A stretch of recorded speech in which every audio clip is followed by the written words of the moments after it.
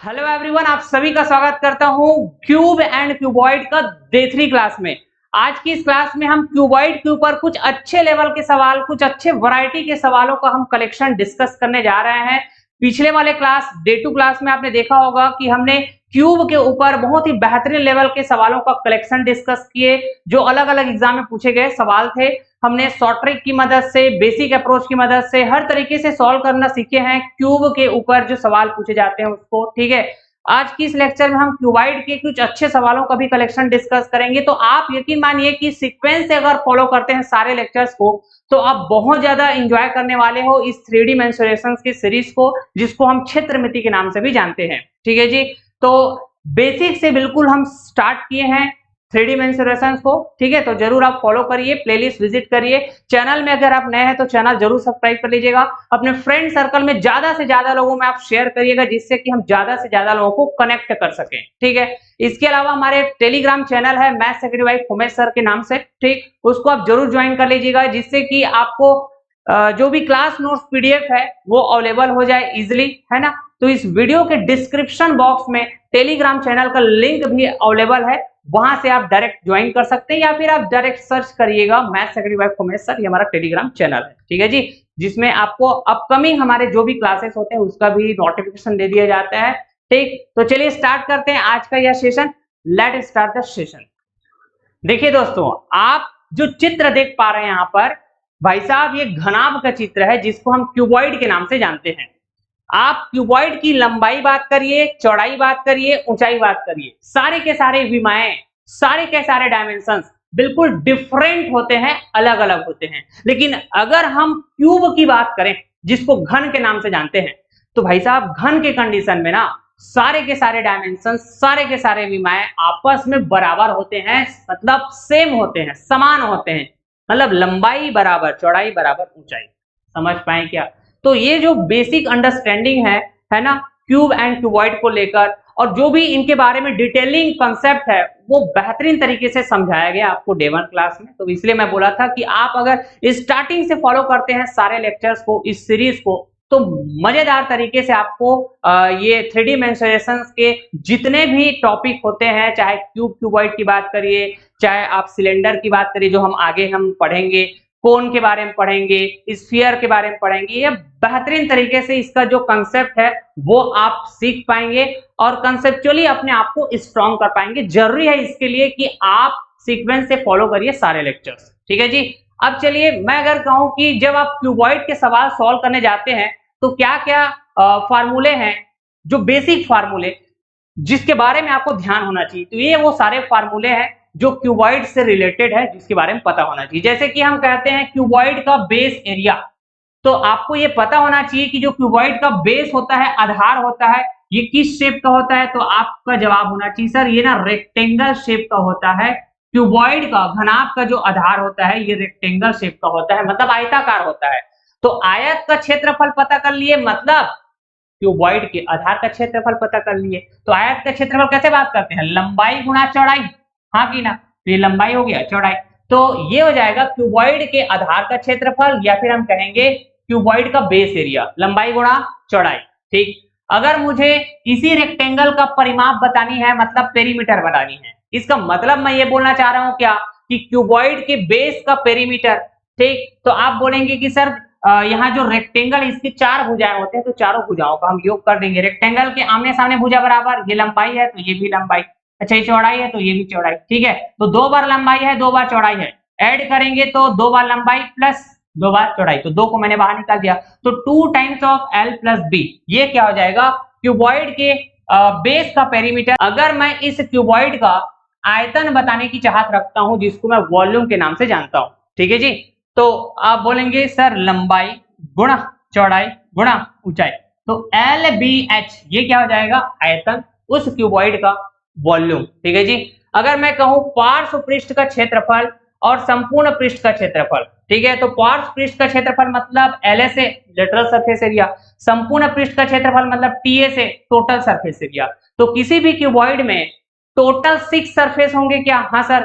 तो जब भी हम कहते हैं एक कमरा, तो कमरा की बात करें, मतलब अगर सिर्फ लिखा है सवाल में कमरा, तो कमरा को आपको घनाभ की तरह ट्रीट करना है, ये बात मैं कई बार बता चुका हूं आपको, ठीक है, क्योंकि कमरे की लंबाई, चौड़ाई, ऊंचाई सारे डायमेंशन अलग अलग होते हैं, तो आप उसको घनाभ की तरह ट्रीट कर सकते हैं और ये सारे फार्मूला भी इस्तेमाल कर सकते हैं। तो टोटल 6 सरफेस होंगे भाई साहब घनाभ में, मतलब कमरा के भी टोटल 6 सरफेस।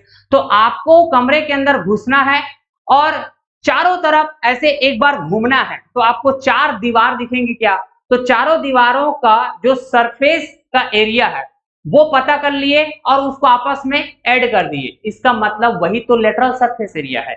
ऊपर नीचे आपको नहीं देखना है, एक बार ऐसे रोटेट करना है, घूमना है और चारों दीवार के सरफेस को आप देख पाएंगे, उसके एरिया निकाल लीजिए हर सरफेस का, ठीक है, और आपस में ऐड कर दो, तो चारों दीवार का क्षेत्रफल कहिए या फिर पार्श्व पृष्ठ का क्षेत्रफल, जिसको हम लेटरल सरफेस एरिया कहेंगे, ठीक है, समझ पाए। अच्छा, इसको पता करने का एक कॉमन फार्मूला है, जितने भी सिमेट्रिक फिगर होते हैं, ठीक, उसके लिए कॉमन फार्मूला होता है लेटरल सरफेस एरिया पता करने का, वो क्या होता है, आप बोलेंगे आधार का परिमाप गुणा ऊंचाई।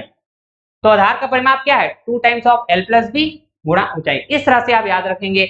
मैंने कहा कि लेटरल सरफेस एरिया के बाद पिक्चर में आता है टोटल सरफेस एरिया, तो टोटल सरफेस एरिया मतलब टोटल 6 सरफेसेस।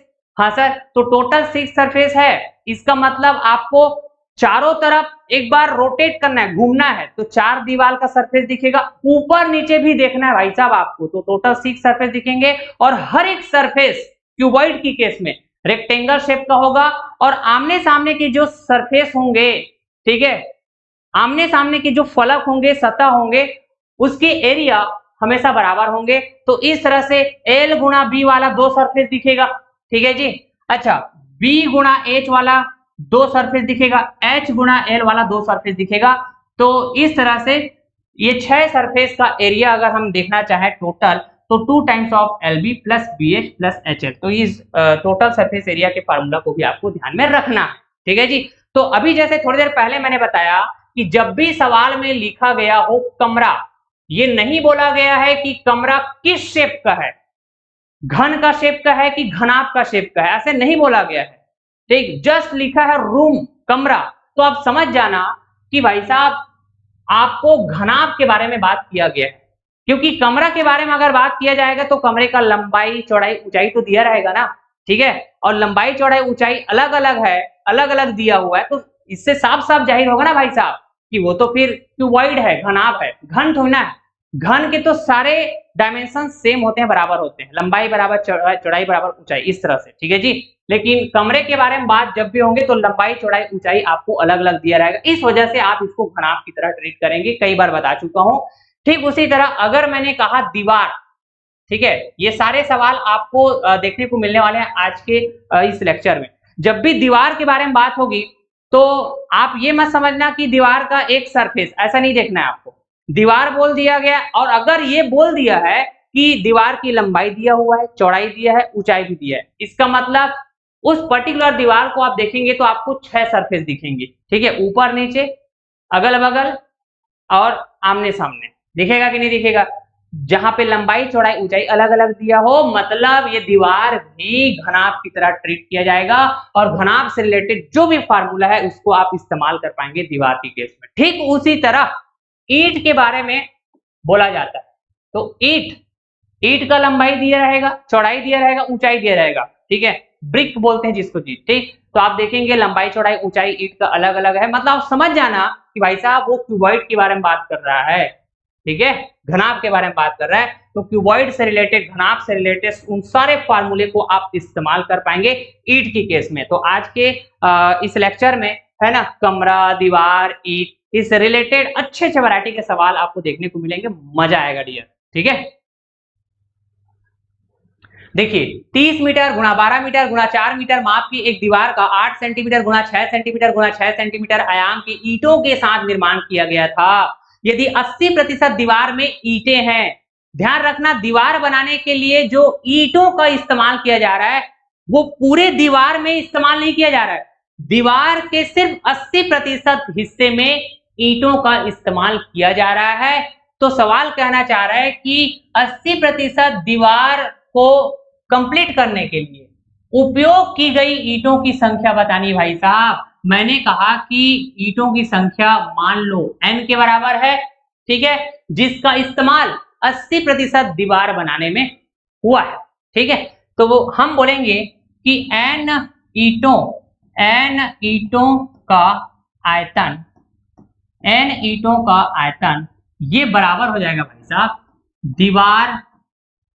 दीवार का उस हिस्से का आयतन जितने हिस्से में ये n संख्या में ईंट इस्तेमाल हुआ है। तो कितने हिस्से में? 80% हिस्से में, दीवार के 80% हिस्से। तो 80% का मतलब 80/100। सुपर। तो मैं अगर कहूं एक ईंट का आयतन बताओ, तो लंबाई गुणा चौड़ाई गुणा ऊंचाई, है ना। तो भाई साहब n ईंटें है ना, n संख्या में ईंटें इस्तेमाल हो रही है दीवार के 80% को रेडी करने के लिए। तो n का गुणा करेंगे एक ईंट के आयतन के साथ। तो आप बोलेंगे एक ईंट का आयतन हो जाएगा लंबाई गुणा चौड़ाई गुणा ऊंचाई। तो ये n ईंटों का आयतन हो जाएगा, n का गुणा कर देने से, ठीक है। दीवार का आयतन अगर हम कहें तो आप देख पाएंगे ये मीटर में दी हुई है दीवार का जो डायमेंशन है, लंबाई मीटर में है, चौड़ाई मीटर में है, ऊंचाई मीटर में। लेकिन यहाँ पे ईंट का जो भी डायमेंशन है, लंबाई चौड़ाई ऊंचाई, ये सब सेंटीमीटर में है क्या। तो अगर हम कहें 1 मीटर बराबर, तो आपने कहा जी 100 सेंटीमीटर, तो ये सब में हमको 100 का गुणा करना पड़ेगा क्या, तो सेंटीमीटर में बदल जाएगा। तो 30 मीटर का मतलब 3000 सेंटीमीटर, यही कहेंगे, गुणा 12 मीटर का मतलब 1200 सेंटीमीटर, यही कहेंगे, गुणा चौड़ाई 4 मीटर है तो आप बोलेंगे 400 सेंटीमीटर, यही कहेंगे। और ये गुणा करना नहीं भूलेंगे, कौन सा, दीवार का 80% हिस्सा है ना भाई साहब, तो 80/100 का भी गुणा करेंगे। तो आपने कहा जी यहां से 2 0 और 2 0 कैंसिल हो गया, ठीक है। हमने कहा 6 छक्का 36 और ये 12 तिया 36, तो कैंसिल हुआ क्या ये, ठीक है सर। फिर हम कहेंगे सर 8 से काटा एक बार में, 8 से काटा यहाँ पे 10 बार में, ठीक है। तो यहाँ पे क्या बचेगा, एंड अब देखो, अब यहाँ पे क्या बचा, 4 बचा है, ठीक है। 3 0 यहाँ का बचा हुआ है, ये लो भाई, ये 3 0 जी, और यहाँ पे 2 0 और ये 1 0, फिर से 3 0। तो आप देखेंगे इकाई, दहाई, सैकड़ा, हजार, 10,000, लाख, 10 लाख, 40 लाख ईंटों का इस्तेमाल हुआ होगा भाई साहब उस दीवार के 80% को निर्माण करने में। सोचो कितना बड़ा दीवार होगा। ऑप्शन सी हमारा करेक्ट। मजेदार सवाल। देखिए एक ईंट की लंबाई चौड़ाई और ऊंचाई क्रमशः 20 सेंटीमीटर, 15 सेंटीमीटर और 10 सेंटीमीटर है।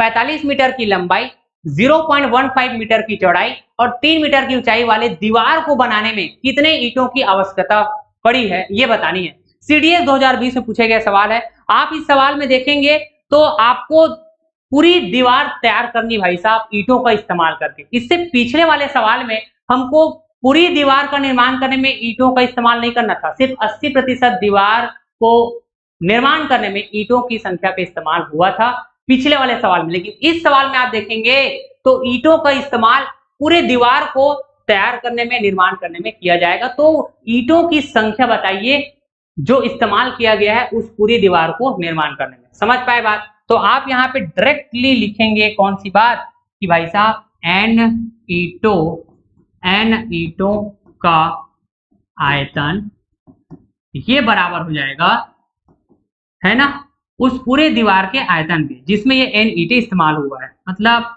दीवार का आयतन। हाँ कि ना।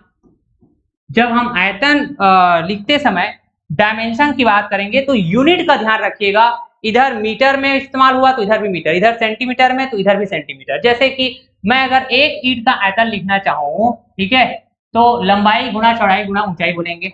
सेंटीमीटर में है क्या, 20 गुणा 15 गुणा 10, ठीक है। ये एक ईंट का आयतन है, मुझे एन ईंटें इस्तेमाल करनी है तो एन ईंटों का आयतन लिखना पड़ेगा, तो एन का गुणा हो गया, ठीक है जी, बढ़िया। ये किसमें है, ये सब के सब सेंटीमीटर में है ये, ठीक है जी। लेकिन दीवार का आयतन लिखते समय जब मैं दीवार की डायमेंशन देखता हूँ, लंबाई मीटर में है, चौड़ाई मीटर में है, ऊंचाई भी मीटर में, तो 1 मीटर बराबर 100 सेंटीमीटर। तो ये सारे मीटर वाले डायमेंशन को सेंटीमीटर में बदलने के लिए 100 का हम गुणा करेंगे, तो 45 मीटर बराबर 4500 सेंटीमीटर, ये लंबाई हुआ। चौड़ाई 0.15 मीटर है, 2 डिजिट के पहले दशमलव है, अगर यहाँ पे 100 का गुणा हो जाएगा तो दशमलव पूरी तरह हट जाएगा, तो 15 सेंटीमीटर चौड़ाई। ऊंचाई का है तो सर ये 300 सेंटीमीटर हो जाएगा। बस फिर अब यहाँ से आप n की वैल्यू बड़ा आसानी से पता कर पाएंगे, जस्ट कैलकुलेशन एट हियर, ठीक है। तो आपने कहा जी 2 0 से 2 0 कैंसिल हो गया सर, है ना। 15 से 15 तो डायरेक्ट निपट गया सर। 2 से काटेंगे एक बार में, 2 से काटेंगे यहाँ पे 150 बार में, ठीक है। अब 150 का गुणा कर दिया जाएगा भाई साहब 45 के साथ, तो मुझे n की वैल्यू पता चल जाएगा। सबसे पहले आप एक 0 लगा दीजिए, फिर 15 का गुणा 45, 15 पंचे 75, हासिल गया 7, 15 चौके 60, 60 और 7 कितना हो जाएगा 67, ठीक है। तो आप बोलेंगे 6750 इतने ईंटें इस्तेमाल किए जाएंगे उस दीवार को बनाने के लिए। सुपर तरीके से देखिए, सीडीएस 2022 में पूछे गए सवाल है, बड़ा मजेदार सवाल। माना एक्स वाई जेड एक घनाभ की लंबाई चौड़ाई ऊंचाई है, यदि इसका आयतन 400 घन सेंटीमीटर है, मतलब यहाँ पे क्यूबॉइड का वॉल्यूम देके रखा हुआ है 400 क्यूबिक सेंटीमीटर, और साथ के साथ कुल पृष्ठीय क्षेत्रफल दिया हुआ है घनाभ का, टोटल सरफेस एरिया दिया हुआ है भाई साहब 340 स्क्वायर सेंटीमीटर, ठीक। तो आपको बतानी है x की पावर -1 प्लस y की पावर -1 प्लस z की पावर -1 ये किसके बराबर है। ऑप्शन आपको दिए हुए हैं, चेक करके बतानी है, मतलब सॉल्व करनी पड़ेगी। बहुत बेसिक अप्रोच यहाँ पे इस्तेमाल होने वाले हैं और एक क्वेश्चन मजेदार तरीके से सॉल्व हो जाएगा। सबसे पहले क्यूबॉइड का आयतन हम लिखेंगे लंबाई गुणा चौड़ाई गुणा ऊंचाई। इसकी वैल्यू सवाल में दी हुई है कितनी, आप कहेंगे सर ये 400 क्यूबिक सेंटीमीटर, ठीक है ना। अब टोटल सरफेस एरिया के बारे में बात करें तो आप बोलेंगे सर 2 टाइम्स ऑफ लंबाई गुणा चौड़ाई मतलब x गुणा y, प्लस लिखेंगे चौड़ाई गुणा ऊंचाई मतलब y गुणा z, प्लस लिखेंगे ऊंचाई गुणा लंबाई तो आप बोलेंगे z गुणा x, हाँ कि ना। ये हो जाएगा टोटल सरफेस एरिया, कुल पृष्ठीय क्षेत्रफल उस क्यूबॉइड का, उस घनाभ का, कितना दिया हुआ है 340 स्क्वायर सेंटीमीटर भाई साहब, ठीक है। अब देखिए हमने कहा जी 2 से काटेंगे एक बार में, 2 से काटेंगे यहाँ पे 170 बार में, ठीक। तो आपने कहा जी xy plus yz plus zx यही बचेगा लेफ्ट साइड में, राइट साइड में सर ये 170 बचेगा, हाँ कि ना। अब देखो एक बेसिक सा अप्रोच मैं यहाँ पे इस्तेमाल करूंगा, ये एक समीकरण है लेफ्ट हैंड साइड और ये राइट हैंड साइड, ठीक है। ये दूसरा समीकरण है, बढ़िया, इधर भी left hand side right hand side. तो जब दो समीकरण को, दो इक्वेशन को हम आपस में डिवाइड करेंगे या फिर आपस में प्लस करेंगे या माइनस करेंगे, तो लेफ्ट हैंड साइड के साथ, राइट हैंड साइड के साथ। तो मैंने कहा जी, मैंने कहा यहाँ पे इक्वेशन नंबर 2 को आप डिवाइड कर दीजिए इक्वेशन नंबर 1 से। तो आप बोलेंगे X Y plus Y Z plus Z X, ये हो जाएगा इक्वेशन नंबर 2 का लेफ्ट हैंड साइड। इसको डिवाइड करेंगे इक्वेशन नंबर 1 के लेफ्ट हैंड साइड से, ठीक है जी। तो ये एक्स वाई जेड बराबर लिखेंगे हम लोग इक्वेशन नंबर 2 का राइट हैंड साइड, डिवाइड कर देंगे इक्वेशन नंबर 1 का राइट हैंड साइड। सुपर तरीके से। अब देखो यार, मैंने कहा जी ये जो एक्स वाई जेड है, ये एक्स वाई से भी डिवाइड हो रहा है, वाई जेड से भी डिवाइड हो रहा है, जेड एक्स से भी डिवाइड हो रहा है, ठीक है जी। तो आपने कहा जी यहाँ पे एक्स वाई जब डिवाइड करेंगे एक्स वाई जेड से, तो 1/z बचेगा, क्या बचेगा 1/z। ठीक उसी तरह वाई जेड को डिवाइड करेंगे एक्स वाई जेड से, तो 1/x बचेगा। मतलब आप समझ गए होंगे, अगर हम जेड एक्स को डिवाइड करेंगे एक्स वाई जेड से, तो आप कहेंगे जेड और एक्स यहाँ भी है यहाँ भी है, कैंसिल हो जाएगा, बचेगा 1/y, ठीक है। थोड़ा समझा के बता रहा हूँ इसलिए समय लगेगा, बाकी कोई दिक्कत वाली बात नहीं है। ये 17/40 हो जाएगा क्या, क्यों सर? सर यहाँ पे 0 से 0 कैंसिल हो जाएगा। अब मैं अगर कहता हूँ कि भाई साहब 1/k है, इसको पावर के टर्म में लिखना है, तो क्या लिखेंगे सर, k की पावर -1, ठीक है जी। मतलब कोई भी नंबर अगर 1/के फॉर्म में है तो उसको उस नंबर का पावर के फॉर्म में लिखना है, तो उस नंबर का पावर लगा देंगे -1, यही होता है, ठीक है sir, this is the concept. तो आप कहेंगे 1/x को लिख सकते हैं हम लोग x का पावर -1 प्लस y, 1/y को लिख सकते हैं आप y का पावर -1 प्लस 1/z को लिख सकते हैं आप z का पावर -1, ठीक है। और इधर क्या बचेगा सर 17/40। तो यही तो पूछा गया था ना भाई साहब आपको, x की पावर -1 प्लस y की पावर -1 प्लस z की पावर -1 किसके बराबर है, किसके इक्वल है, तो 17/40 के बराबर है भाई साहब। ऑप्शन भी हमारा करेक्ट है। सुपर। देखिए, एक लकड़ी के बक्से की लंबाई, चौड़ाई और ऊंचाई क्रमशः 13 सेंटीमीटर, 10 सेंटीमीटर और 8 सेंटीमीटर है। बंद बॉक्स की कुल आंतरिक सतह 404 सेंटीमीटर स्क्वायर है। लकड़ी की मोटाई क्या है पता करके बतानी है। एक बॉक्स है भाई साहब जो पूरी तरह बंद है, मतलब बंद बक्से के बारे में बात करनी है, जैसे आप स्क्रीन में देख पा रहे हैं। इस बॉक्स को अगर मैं खोलूंगा तो कुछ इस तरह से खुलेगा, ठीक है। तो लकड़ी से बना एक बॉक्स है और ये लकड़ी की मोटाई आपको चेक करना है, तो इस बॉक्स को ओपन करना पड़ेगा और आप कहेंगे सर हम ऐसे कॉर्नर को पकड़-पकड़ के ऐसे देखेंगे तो समझ में आएगा कि इतने मोटाई का है। लेकिन ये मोटाई माप के बताना है, कैलकुलेट करके बतानी है। तो मैंने कहा कि लकड़ी की जो मोटाई है भाई साहब, इसको मान लिया मैंने कितनी, टी सेंटीमीटर। समझ पा रहे हैं क्या? क्योंकि मुझे सेंटीमीटर में कैलकुलेट करनी है मोटाई को।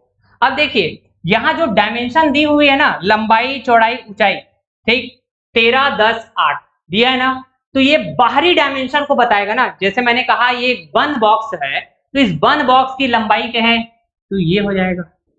इस बंद बॉक्स की चौड़ाई क्या है, तो ये वाला हो जाएगा।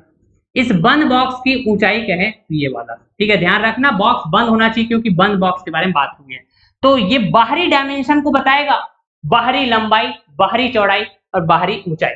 ठीक है जी, आंतरिक वाले को नहीं बताएगा, ये बाहरी वाले को बताएगा। तो बाहरी लंबाई है 13 सेंटीमीटर, बाहरी चौड़ाई है 10 सेंटीमीटर, बाहरी ऊंचाई है 8 सेंटीमीटर। अगर मुझे आंतरिक लंबाई देखनी हो, ठीक है, आंतरिक चौड़ाई देखनी हो और आंतरिक ऊंचाई देखनी हो, तो क्या आपको ये बात फील हो रही है क्या कि अगर मैं लंबाई वाले डायमेंशन में देखूं तो भाई साहब ये मोटाई देखने को मिलेगा, है ना। लंबाई वाले डायमेंशन में देखूंगा तो इधर भी ऐसे मोटाई देखोगे, इधर भी ऐसे मोटाई देखोगे। अगर इस मोटाई को मैं हटा दूं, दोनों मोटाई को हटा दूं लंबाई वाले डायमेंशन से, तो बाहरी लंबाई 13, अब इसमें से ये मोटाई और ये वाला मोटाई, मतलब 2 बार मोटाई को मैं हटा दूं, मतलब माइनस कर दूं, तो आंतरिक आंतरिक तौर पे, ठीक है, मतलब इंटरनल रूप से मुझे क्या मिल जाएगा, है ना, डायमेंशन मिल जाएगा, आंतरिक डायमेंशन। ठीक है क्या? अच्छा, तो आंतरिक डायमेंशन में मैं लंबाई की बात करूं तो लंबाई क्या मिलेगा बताइए?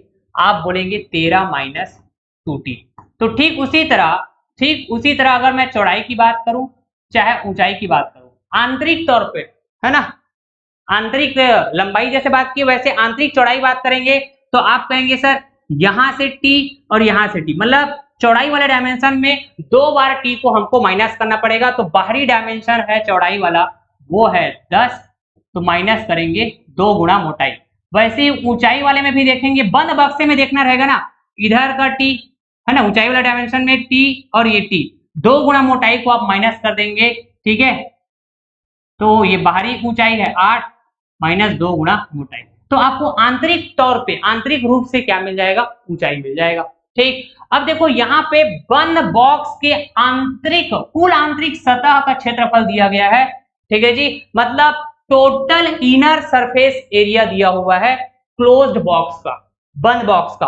तो टोटल सरफेस एरिया अगर हम देखना चाहें तो किसी भी घनाभ का टोटल सरफेस एरिया क्या होता है, आप बोलेंगे सर 2, फिर ब्रैकेट के अंदर लंबाई गुना चौड़ाई प्लस चौड़ाई गुना ऊंचाई प्लस ऊंचाई गुना लंबाई। बिल्कुल स्मार्ट तरीके से, स्मार्ट अप्रोच का इस्तेमाल करते हुए सॉल्व करेंगे। बस समझाने में मेरे को समय लग सकता है, लेकिन आप इस अप्रोच को समझ जाएंगे तो कम से कम समय में ऐसे सवाल को आप सॉल्व कर पाएंगे जो कि अच्छे लेवल के सवाल होते हैं। ठीक है जी, बढ़िया।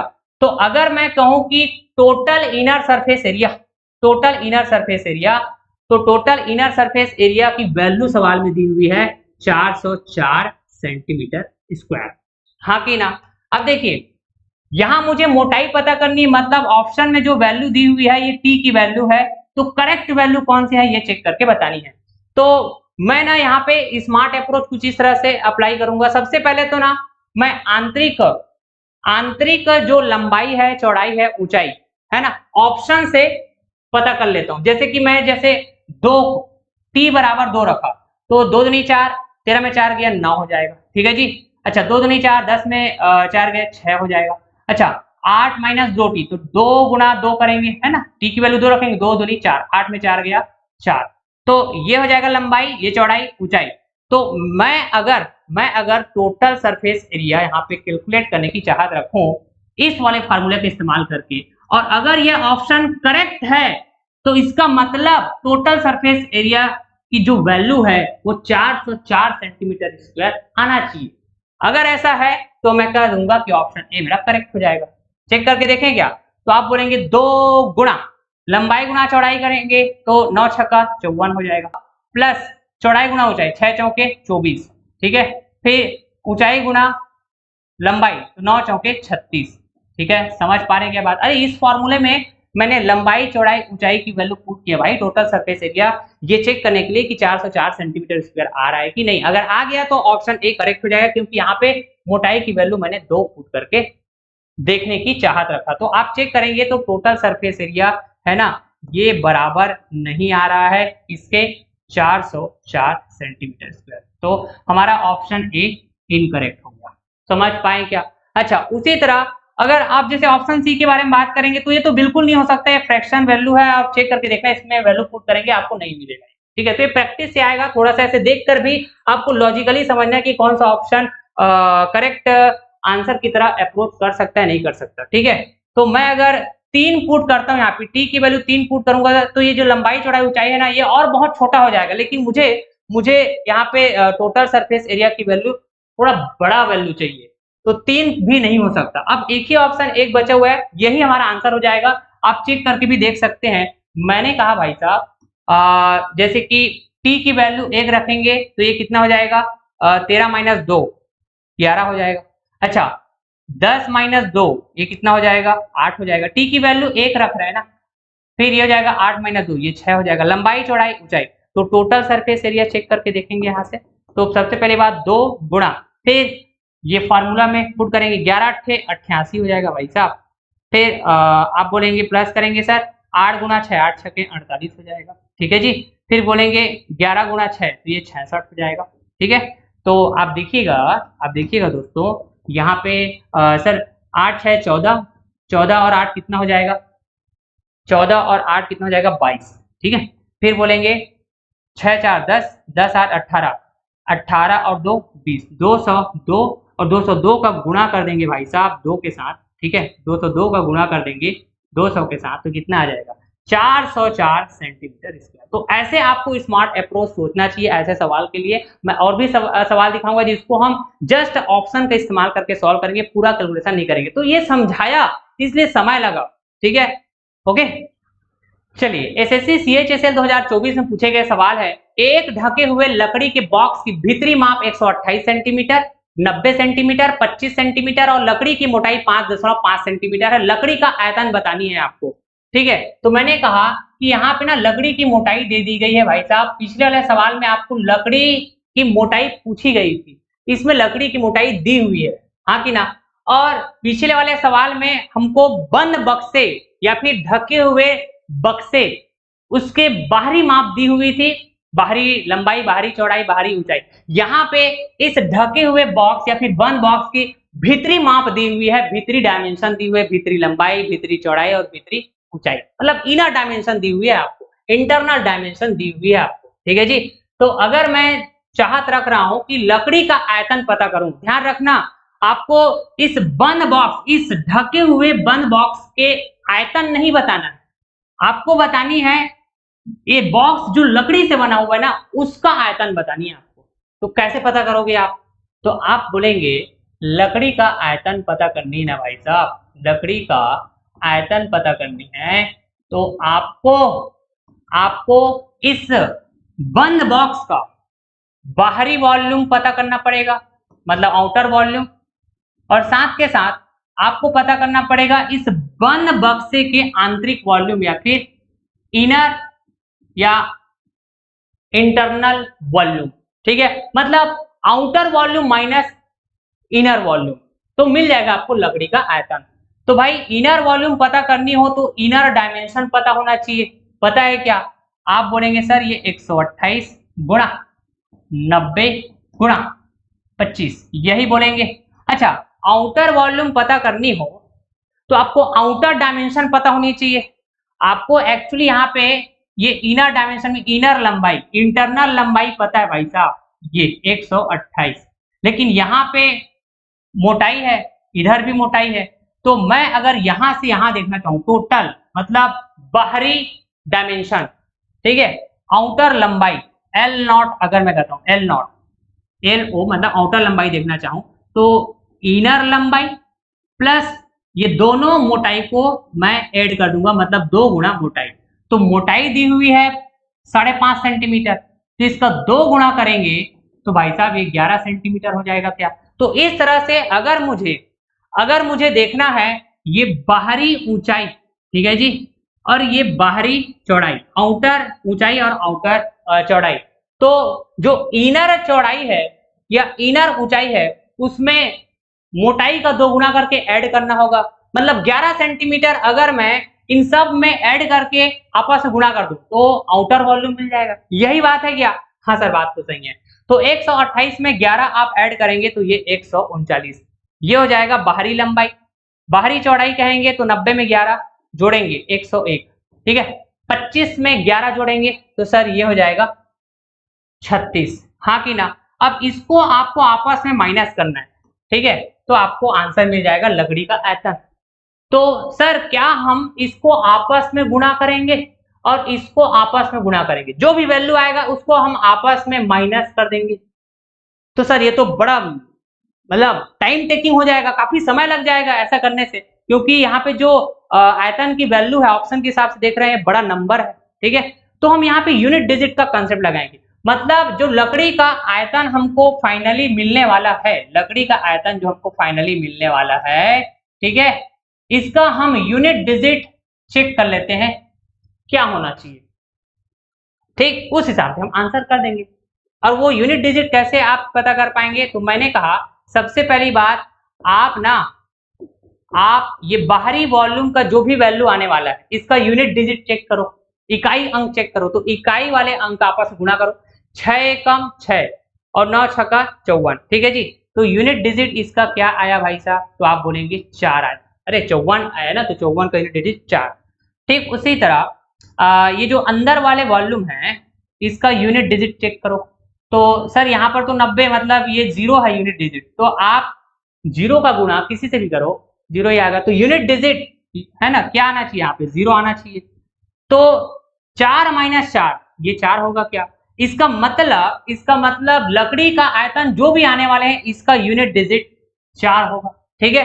और ऑप्शन में भी आप चेक करेंगे तो एक ही ऑप्शन ऐसा दिख रहा है भाई साहब, ऑप्शन ए, जिसमें यूनिट डिजिट 4 है। ऐसे आपको सोचना चाहिए, ठीक है। अगर मान लो एक से ज्यादा ऑप्शन ऐसा होता है, ऐसे तो होगा नहीं, ठीक है, नहीं फिर बहुत कैलकुलेशन हो जाएगा, लेंदी सवाल हो जाएगा। मान लो इन केस कि एक से ज्यादा ऑप्शन की यूनिट डिजिट में 4 होता तो फिर कोई आपके पास चारा नहीं था भाई साहब, इसको आपको सॉल्व करना पड़ता, फिर आपस माइनस करते तो फाइनल इस तरह से वैल्यू आता, ठीक है। लेकिन मैक्सिमम चांसेस रहेंगे कि ऐसे जो बड़ा कैलकुलेशन वाले सवाल होते हैं, ठीक है, ध्यान रखिएगा वो यूनिट डिजिट के कांसेप्ट से सॉल्व हो जाएगा, यूनिट डिजिट आपको चेक करना रहेगा, ओके। ठीक है दोस्तों, तो ये था हमारा क्यूब एंड क्यूबॉइड का डे 3 क्लास, जिसमें हम लोगों ने क्यूबॉइड के कुछ अच्छे लेवल के सवाल को हम सॉल्व करने का प्रयास किए बेहतरीन तरीके से, एक स्मार्ट अप्रोच का इस्तेमाल करके आप अच्छे लेवल के सवाल को जो ज्यादा टाइम ले सकता है उसको आप कम टाइम में कैसे सॉल्व कर सकते हैं, इसको मैं आपको समझाया तो समय लगा, आप समझ गए होंगे और उसके बाद आप सॉल्व करेंगे, ठीक है, प्रैक्टिस करके, तो आप कम से कम समय में सॉल्व कर पाएंगे डियर, यकीन मानिए। तो ये रहा अच्छे लेवल के सवाल, क्यूब का भी हमने कर लिया डे 2 क्लास में, और आज की क्लास में क्यूबॉइड को भी अच्छे लेवल के सवाल कर चुके हैं, और बेसिक लेवल वाले जो सवाल होते हैं वो तो हम डे 1 क्लास में कंप्लीट कर लिए थे। तो क्यूब एंड क्यूबॉइड का अभी तक 3 लेक्चर आपको प्रोवाइड हुए हैं, ठीक है। तो ऑलमोस्ट है ना, जैसे मैं कहूँ एक पैटर्न होता है ना क्यूब एंड क्यूबॉइड के सवाल पूछे जाने का, ट्रेंडिंग वाले सवाल, तो वो सारे सवाल हम कवर कर चुके हैं, ठीक है। तो अगले वाले जो सेशन होगा उसमें हम लोग सिलेंडर स्टार्ट करेंगे, बेलन के नाम से जाना जाएगा, बिल्कुल इसी तरह से जैसे हमने क्यूब एंड क्यूबॉइड को पढ़ा वैसे ही उसको भी पढ़ेंगे, बेसिक से स्टार्ट करेंगे और स्मार्ट अप्रोच के साथ साथ हम लोग अच्छे लेवल के सवाल को भी सॉल्व कराने का प्रयास करेंगे आपको। Till then thank you so much all of you. आप चैनल पे अगर नए हैं तो चैनल जरूर सब्सक्राइब कर लीजिएगा और अपने फ्रेंड सर्कल में ज्यादा से ज्यादा आप शेयर करिएगा यार। वीडियो अगर पसंद आता है तो लाइक कर दिया करें, कमेंट बॉक्स में अपना फीडबैक जरूर छोड़ के बताया करें कि आपको वीडियो लेक्चर कैसा लगता है ना, उसके बारे में जरूर आप कमेंट करिएगा, चाहे आपका पॉजिटिव नेगेटिव जो भी कमेंट होगा, ठीक है। बढ़िया, thank you all of you.